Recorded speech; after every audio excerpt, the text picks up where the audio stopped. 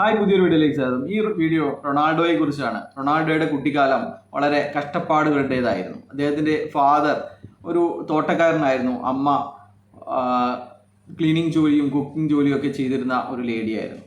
എന്നിരുന്നാലും ഇദ്ദേഹത്തിൻ്റെ ഫുട്ബോൾ മോഹത്തെ അവർ പൂർണ്ണ പിന്തുണയാണ് കൊടുത്തിരുന്നത്.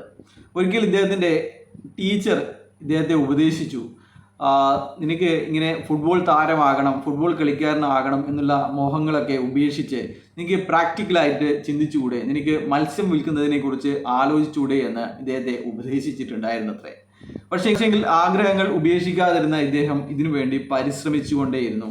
അവസാനം ഇദ്ദേഹം എത്തപ്പെട്ടിരിക്കുന്നത് ലോകത്തെ എല്ലാവരാലും ആരാധിക്കുന്ന, നിറയെ ഫാൻസുള്ള ലോകത്തെ ഒന്നാം കിട താരങ്ങളിലെ ഒരാളായിട്ടാണ്. ഇദ്ദേഹത്തിൻ്റെ ഓർമ്മയ്ക്കായി, ഇദ്ദേഹത്തിൻ്റെ ബഹുമാനാർത്ഥം ഇദ്ദേഹത്തിൻ്റെ രാജ്യം തന്നെ പുതിയ നാണയം പുറത്തിറക്കിയിരിക്കുകയാണ്. CR7 എന്ന് പറയുന്ന യൂറോ ഇറക്കിയിരിക്കുകയാണ്. ഇത് ലിമിറ്റഡ് എഡിഷൻ ആണ്. ഇപ്പോൾ ചില ട്രോളുകളൊക്കെ വരുന്നത്, അന്ന് മത്സ്യം വിൽക്കാൻ വേണ്ടി പറഞ്ഞിരുന്ന ടീച്ചർ ഒരുപക്ഷെ ഇദ്ദേഹത്തിൻ്റെ നാണയം ഉപയോഗിക്കേണ്ടി വരും എന്നാണ്.